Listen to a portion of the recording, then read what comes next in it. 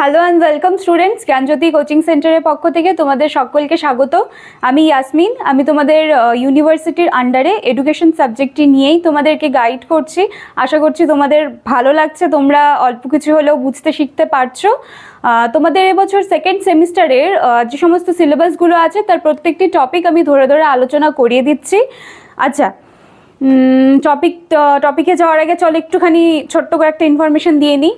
কর্নারে তোমরা এখানে দুটো নাম্বার দেখতে পাচ্ছ, 6295916282, 7076398606। এই দুটো নাম্বার হলো আমাদের জ্ঞানজ্যোতি কোচিং সেন্টারের হেল্পলাইন নাম্বার।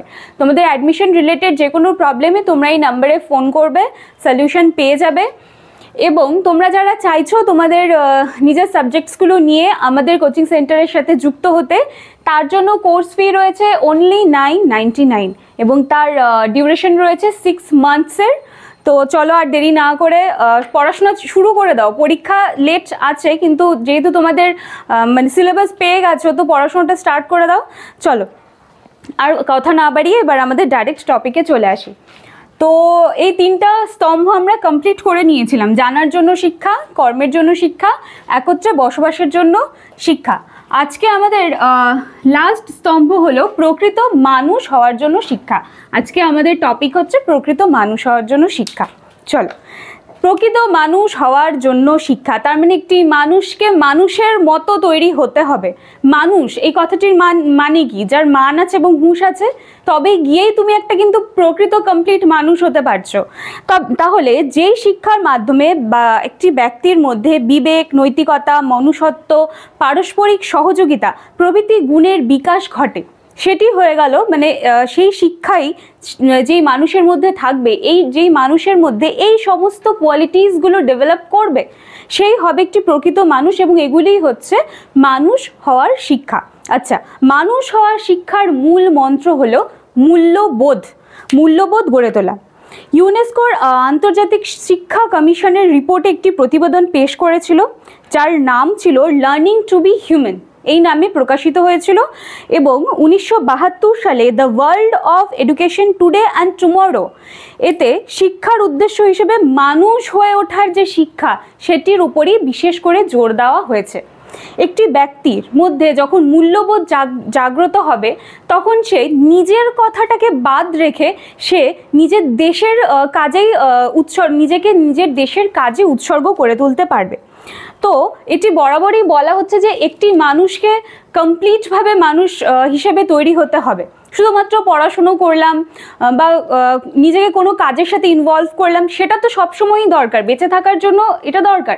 কিন্তু মানুষের মতো মানুষ হতে গেলে সবসময় আমাকে সাহায্যের হাত বাড়িয়ে দিতে হবে।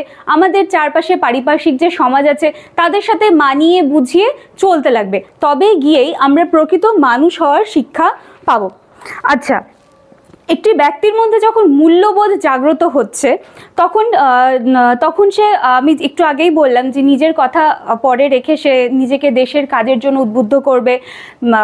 চারপাশের যে পরিবেশ আছে সেখানে যে কোনো রকমের সমস্যায় দেখলে সে আগে নিজেকে সেখানে গিয়ে উপস্থিত করবে যে সেই প্রবলেমটা যেন সে সলভ করে দিতে পারে। মোট কথা, তুমি মানুষ হয়ে তোমাকে মানুষের কাছে আসতে হবে, তবেই তুমি একজন কমপ্লিট মানুষ হতে পারবে।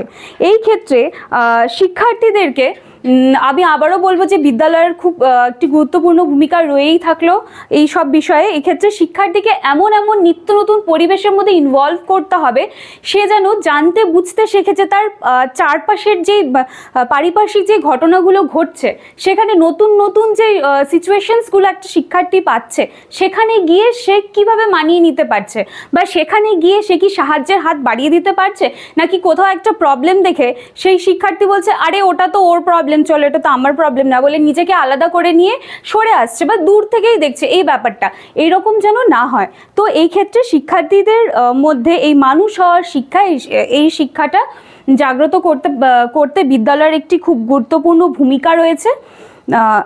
এবং একজন দায়িত্ববান নাগরিক হিসেবে নিজেকে গড়ে তুলতে পারলেই আমরা ভাববো যে আমরা মানুষ হওয়ার শিক্ষায় পরিণতভাবে মানে কমপ্লিটলি নিজেকে সেই শিক্ষায় শিক্ষিত করতে পেরেছি। আচ্ছা, এই যে লাস্ট পয়েন্টটা ছিল, দেখো এটা নিয়ে আর বেশি কিছু কিন্তু বলার নেই, যেটুকু বলার ছিল আমি আলোচনা করে দিয়েছি এবং ডিটেলসে অবশ্যই তোমরা তো পেয়েই যাচ্ছ নোটসে। তো তোমাদের আজকে ফার্স্ট টপিক যেটা ছিল ডেলার্স কমিশন 1996 কার নাম অনুসারে হয়েছিল, জ্যাক্স টেলরের নাম অনুসারে। আমি একটু একে তোমাদের বোঝানোর চেষ্টা করেছিলাম। তো এটার 4টি স্তম্ভ ছিল। আজকের শেষ স্তম্ভ ছিল প্রকৃত মানুষ হওয়ার জন্য শিক্ষা। তো এটি শেষ হয়ে গেল, মানে আজকে আমাদের ডেলার্স কমিশন শেষ হয়ে গেল। তোমরা 4টি ভিডিও 1 2 3 4 হ্যাঁ এই টপিকের উপরে 5টি ভিডিও আছে টোটাল, তোমরা ভালো করে দেখবে। আমি আবারও বলবো ক্লাসটা ভালো করে দেখো। পরীক্ষা দিতে গিয়ে নোটসে যেটা পড়েছো সেটা যদি নাও মনে থাকে, এই ক্লাসের মধ্যে যেভাবে আমি আলোচনা করছি তো সেটা অবশ্যই মনে থাকবে। আচ্ছা, নেক্সট দিন আমরা তোমাদের সিলেবাসের যে নেক্সট টপিক আছে সেটা নিয়ে আসবো। আশা করি আজকের ভিডিওটা তোমাদের ভালো লেগেছে। চলো, থ্যাংক ইউ।